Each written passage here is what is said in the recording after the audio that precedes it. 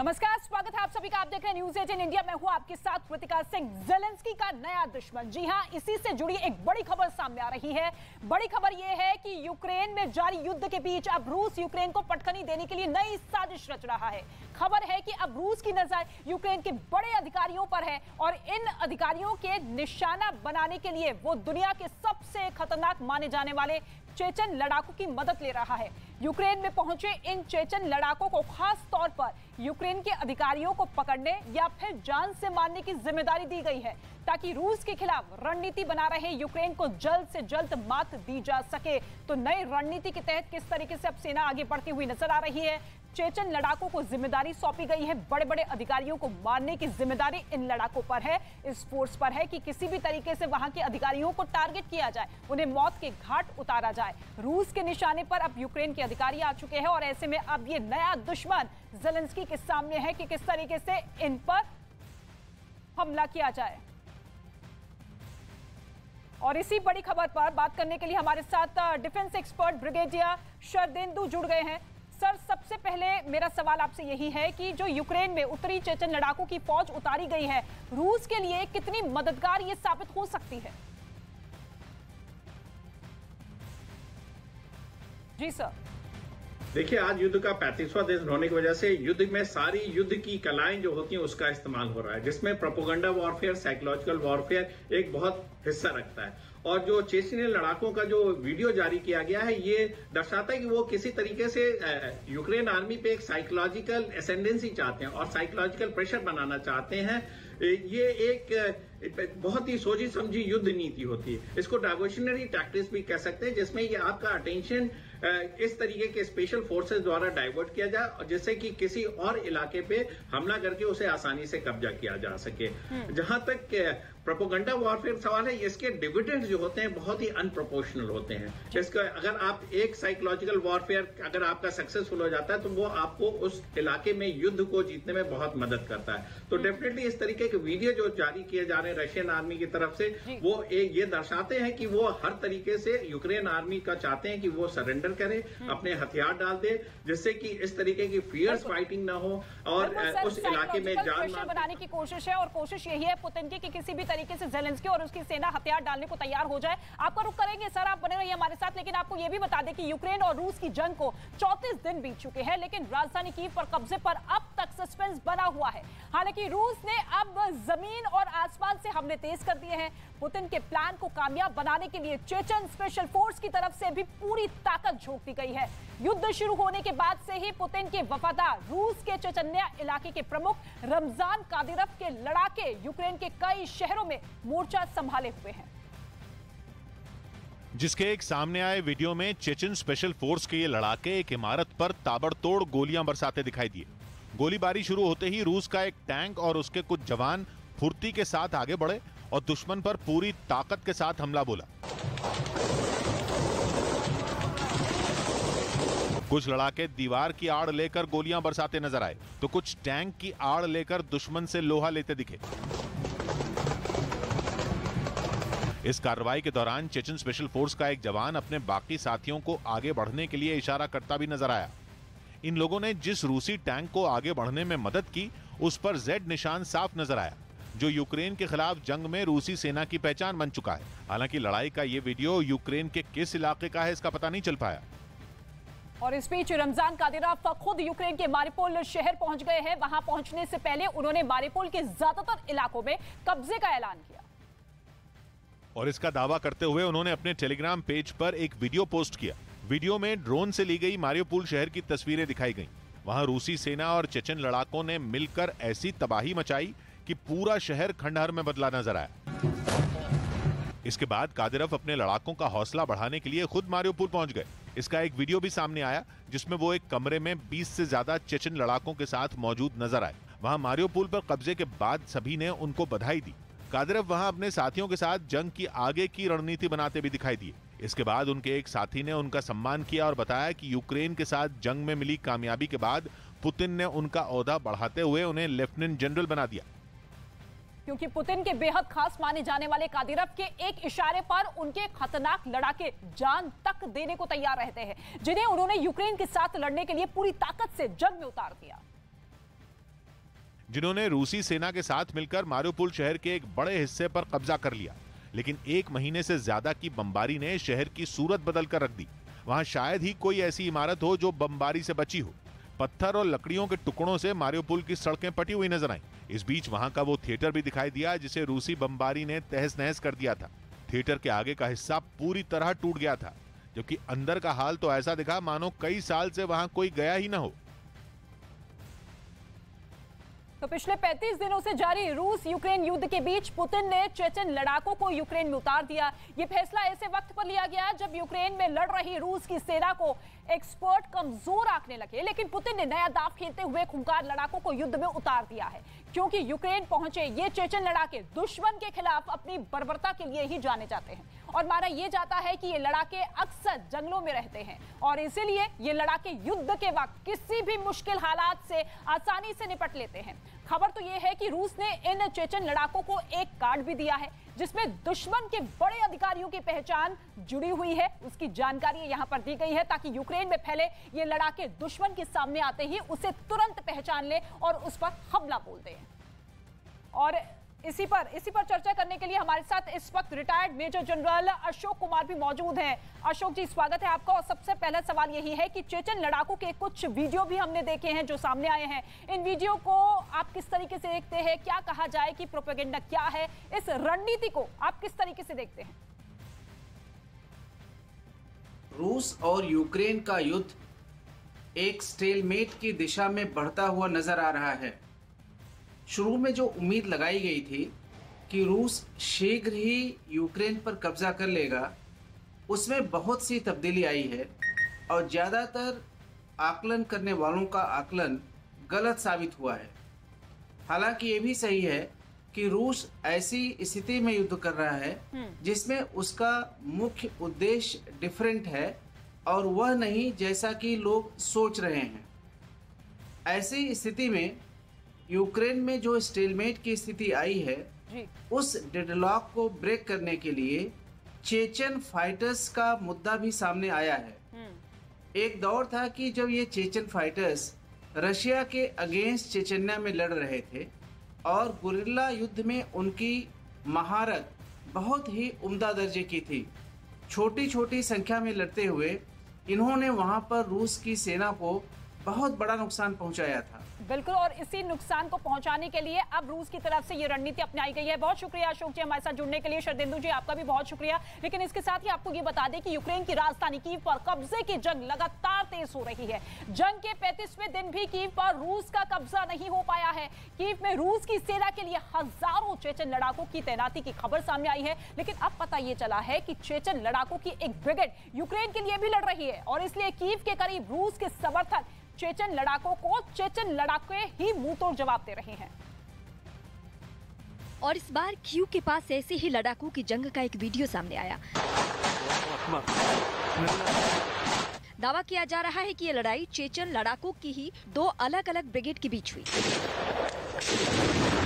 जब रूस के समर्थन में हजारों चेचन लड़ाके यूक्रेन पहुंचे थे, तभी से यूक्रेन समर्थक ब्रिगेड के वहां मौजूद होने की खबर है। दोनों तरफ जाबाज चेचन लड़ाकों की जंग इस बार आमने सामने की हुई। लगातार गोलीबारी के दिल दहला देने वाली आवाजें आती रही। तभी एक लड़का कंधे पर रॉकेट लॉन्चर लेकर आगे बढ़ा। उसने दुश्मन पर निशाना साध कर रॉकेट ही दाग दिया। यूक्रेन के समर्थक और विरोधी चेचन एक दूसरे को कड़ी टक्कर दे रहे हैं। खबर है कि रूस के समर्थक चेचन लड़ाकों से लड़ने के लिए यूक्रेन चेचन का ही इस्तेमाल कर रहा है। और यूक्रेन की सेना के जबरदस्त पलटवार से परेशान रूस की सेना ने अब यूक्रेन में हंटर सेना का सहारा लेना शुरू कर दिया है। खूंखार चेचन्या की ये हंटर सेना अब यूक्रेन की जमीन पर जबरदस्त खून खराबे में जुट चुकी है।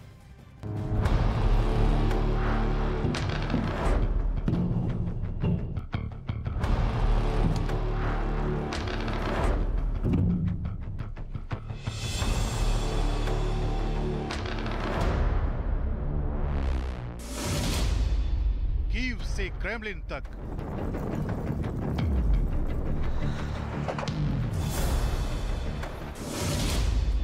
चेचन्या से यूरोप तक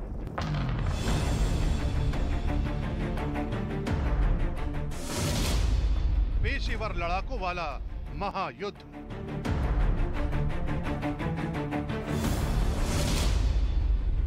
रूस यूक्रेन की सेना नहीं,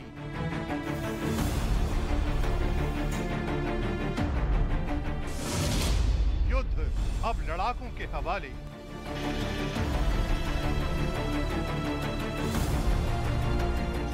रूस यूक्रेन जंग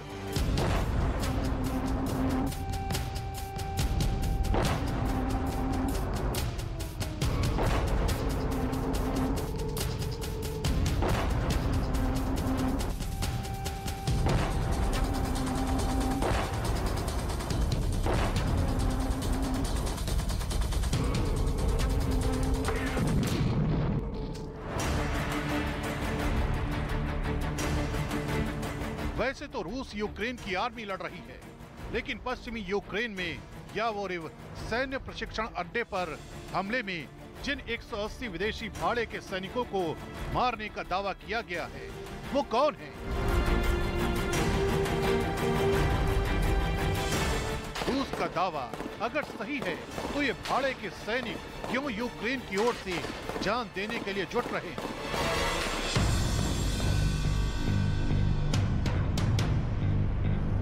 रूस ने कसम खाई है कि कीव पर कब्जा करके ही रहेगा, लेकिन खुद रूस अपनी सेना के भरोसे नहीं, लड़ाकों के भरोसे।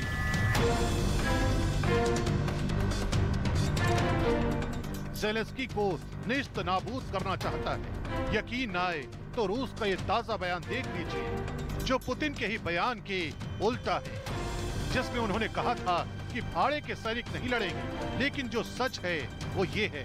रूस के रक्षा मंत्री के प्रवक्ता का ये कबूलनामा गवाह है। दुर्भाग्य से यूक्रेन के क्षेत्र में विशेष सैन्य अभियान में भाग लेने वाले रूसी सशस्त्र बलों की इकाइयों में जबरदस्ती शामिल किए गए की उपस्थिति के कई उदाहरणों की पुष्टि की गई है। यूक्रेन की लड़ाई रूसी सैनिकों के लिए जितनी बड़ी नहीं, उससे ज्यादा थका देने वाली साबित हो रही है। लिहाजा रूस बिना रहस्य बनाए ये मानने लगा है कि यूक्रेन की जंग में वो अपनी आर्मी नहीं, पेशेवर लड़ाकों के सहारे जीतेगा।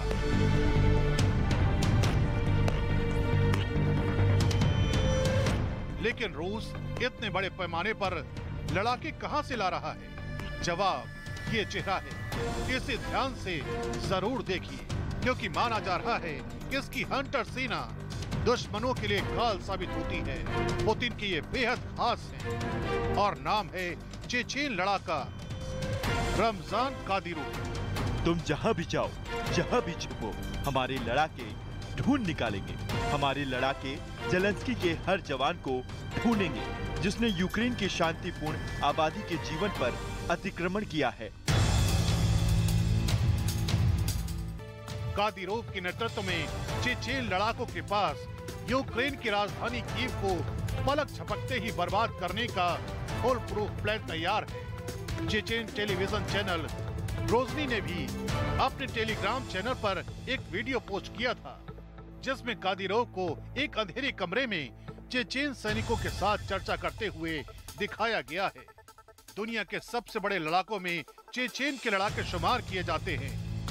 जो लोग 90 के दशक के चेचेनिया रूस की जंग को भूल गए हैं, उन्हें जानना बेहद जरूरी है कि आज का चेचेनिया का नेता रमजान कादिरोव कौन है। 1991 में जब सोवियत यूनियन टूट गया, तब चेचेनिया ने खुद को आजाद घोषित कर दिया। 1994 से 1996 के बीच दोनों में जबरदस्त लड़ाई हुई। 1999 में फिर दूसरी लड़ाई हुई। इस बार रशियन आर्मी ने चेचेनिया को रूस के कंट्रोल में ला दिया। ग्रोजनी को बर्बाद कर दिया गया। पैसे और पावर का लालच दिखा के रूस ने चेचेनिया विद्रोहियों को तोड़ दिया। रमजान कादिरोव जैसे चेचेन पुतिन के आदमी बन गए, जो चेचेनिया में पुतिन का सिक्का चलाता है। रमजान कादिरोव के बारे में कहा जाता है कि वो दुनिया के किसी भी नियम को दिल से तोड़ने की पुतिन की अदा का कायल है। यूक्रेन पर पुतिन की चढ़ाई करने का ड्रामा रमजान के लिए सपने जैसा था। अब वो चेचेनिया को रूस से आजाद करने की राह में है। यूक्रेन का कहना है कि उसने युद्ध के दौरान ऐसे कई रूसियों को पकड़ा है जो कि रूसी सेना के नियमित फौजी नहीं है।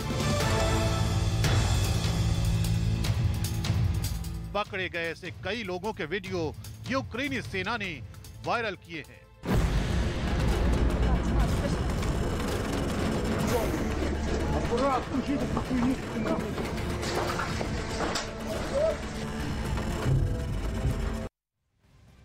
खबरों में आगे बढ़ते हैं। राजस्थान के सरिस्का जंगल में पिछले 4 दिनों से लगी भीषण आग बुझने का नाम नहीं ले रही है। खबर यह है कि आग इतनी फैल चुकी है कि इसने सरिस्का के 15 किलोमीटर तक के इलाके को जलाकर राख कर दिया है। इस आग को बुझाने के लिए जब कोई कोशिश कामयाब नहीं हुई तो वायुसेना की मदद लेनी पड़ी।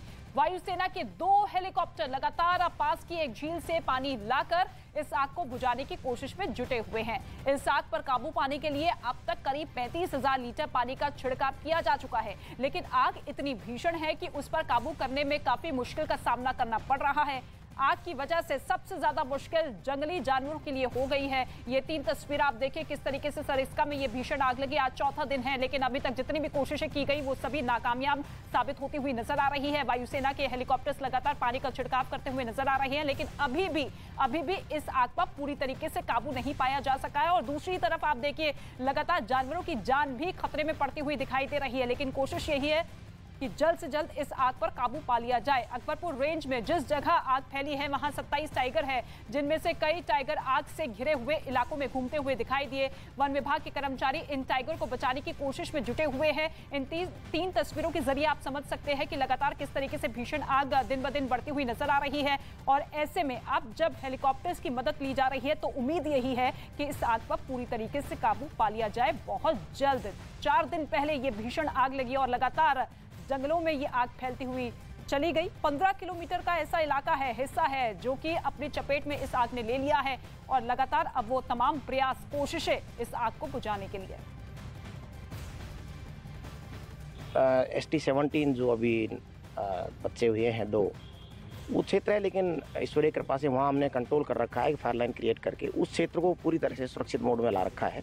अगर ऐसा लगा हमको तो सबसे पहले हम उसी क्षेत्र को कवर करेंगे। तो कोशिश यही है कि जहां से आग भड़की पहले उस पर काबू पा लिया जाए और फिर उसके बाद आसपास के इलाकों को इस आग से निजात दिलवाई जाए। तमाम प्रयास जारी है। गांव वाले जो वहां पर मौजूद है, स्थानीय लोग जो मौजूद है, लगातार दमकल विभाग की टीम के साथ मदद दे रहे हैं। इसके साथ ही वायुसेना की टीम भी वहां पर मौजूद है और कोशिश यही है कि इस आग पर जल्द से जल्द काबू पा लिया जाए।